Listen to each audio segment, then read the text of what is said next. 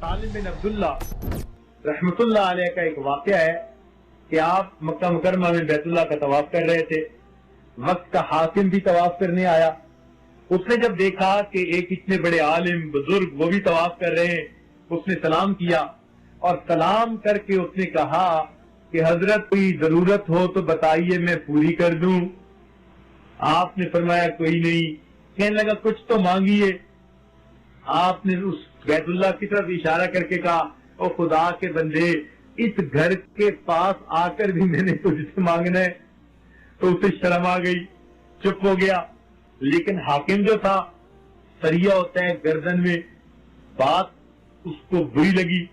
طواف کر کے جب آپ باہر نکلے, ہیلے بہانے سے وہ بھی اسی دروازے سے باہر نکلا این اسی وقت پر, اور پھر اس نے راستہ روکا. السلام علیکم جی, اب تو حرم سے باہر آ گئے, اب مانگیے جو آپ مانگتے ہیں. آپ نے اس سے فرمایا کہ بتاؤ میں تم سے دین مانگوں یا دنیا مانگوں؟ میں تم سے دین مانگوں یا دنیا مانگوں؟ اب دین تو وہ کہہ نہیں سکتا تھا, اس لیے کہ دین میں تو اللہ نے آپ کو مقام دیا تھا, وہ تو دنیا کا بادشاہ تھا. تو وہ کہنے لگا جی آپ مجھ سے دنیا مانگیں. تو سالم بن عبداللہ رحمت اللہ علیہ نے جواب دیا کہ میاں جس پروردگار نے دنیا کو پیدا کیا میں نے اس سے کبھی دنیا نہیں مانگی, میں بھلا تم سے دنیا کیا مانگوں گا؟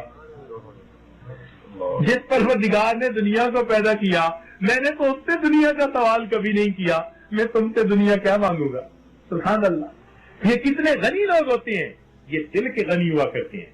اللہ رب العزت ان اولیاء کو اپنے ان خزانوں سے رزق دیتا ہے جن خزانوں سے وہ اپنے انبیاء کو رزق عطا کیا کرتا ہے.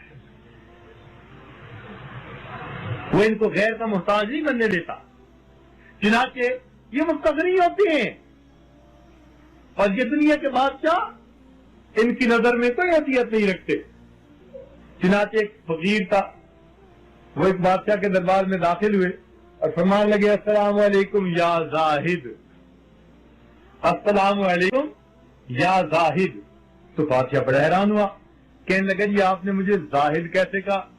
فرمایا بھئی اصل زاہد تو ہی ہے. اس نے کہا نہیں زاہد تو آپ لوگ ہوتے ہیں. انہوں نے کہا نہیں اصل زاہد تو ہے. اس نے کہا بتائیے کیسے؟ فرمان لگے زاہد اس کو کہتے ہیں کہ جو کسی چیز کو چھوڑ دے, تھوڑی چیز پر قناعت کر لے. بڑی چیز کو چھوڑ دے اور چھوٹی چیز پر قناعت کر لے, اس کو زاہد کہتے ہیں. فرمانے لگے تو نے دین کو چھوڑ دیا, دنیا پہ قناعت کر لی, تجھ سے بڑا زاہد اور کون ہو سکتا ہے؟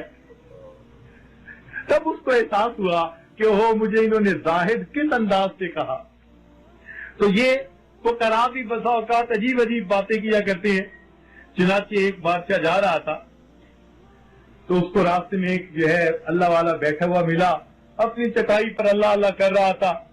اب اس نے دیکھا کہ یہ اللہ اللہ کر رہا ہے تو یہ رکا اور اس نے چاہا کہ بھئی میں اس کو کچھ دوں, مگر بادشاہ تھا, اس نے سوچا بھئی یہ مجھ سے مانگے تب میں دیتا اچھا لگتا ہوں. تو اس فقیر کو بلایا اور کہا مانگ میاں مجھ سے کیا مانگتے ہو؟ مانگ میاں مجھ سے کیا مانگتے ہو؟ تو وہ فرمانے لگے کہ ارے میاں میں اپنے غلام کے غلام سے بھلا کیا مانگوں؟ میں اپنے غلام کے غلام سے کیا مانگوں؟ کہنے لگا کیا مطلب؟ وہ فرمانے لگے دنیا میری غلام ہے اور تو دنیا کا غلام ہے, تو میں اپنی غلام کے غلام سے کیا سوال کروں؟ تب اس کو پتا چلا کہ اللہ رب العزت نے اس کو دل کا غنی بنایا ہوا تھا. ایک اور بادشاہ جا رہا تھا, اس نے دیکھا کہ ایک فقیر راستے کے اندر لیٹا ہوا ہے, پاؤں پسارے ہوئے ہیں, پرواہ نہیں ہوتی کسی بات کی. اب بادشاہ کی سواری گزرنی تھی, ہٹو بچو پولیس شور مچا رہی تھی, لیکن یہ مزے سے ٹانگیں پھیلا کے سویا ہوا ہے. بادشاہ گزرا تو اس نے اس کی طرف دیکھا, اس نے اس کی طرف دیکھا, تو بادشاہ نے اس کی طرف جو ہے اشارتاً ایک سوال کیا. کہنے لگا میاں پاؤں کب سے پھیلانے شروع کیے؟ اس نے وہیں سے جواب دیا کہ جی جب سے میں نے ہاتھ سمیٹے ہیں تب سے میں نے پاؤں پھیلا دیے ہیں. جب سے میں نے ہاتھ سمیٹ لیے تب سے میں نے پاؤں پھیلا دیے. اب مجھے نہیں پرواہ کسی بادشاہ کی, میں نے مخلوق سے اپنے ہاتھوں کو سمیٹ لیا, اب میں پاؤں پھیلا کے لیٹا ہوا ہوں, تو انہیں کیا پرواہ ہوتی ہے؟ چنانچہ ईरान के एक इलाके में ईरान को बादशाह ने फतह किया, तो एक फकीर लेटा हुआ था, शहर के अंदर दाखिल हुआ, तो उसने देखा कि मैंने शहर फतह किया और ये आराम से लेटा हुआ है, तो उसने उसे पांव से ठोकर लगाई और कहा तुझे पता नहीं कि मैंने मुल्क फतह किया है? उसने आंख खोली और कहने लगा अच्छा आपने मुल्क फतह किया है? कहने लगा हाँ। कहने लगा हम सुना करते थे कि मुल्क फतह करना तो बादशाहों का काम होता है और लात मारना गधों का काम होता है। मैं हैरान हूं कि आजकल के गधे मुल्कों को फतह करते फिरते हैं।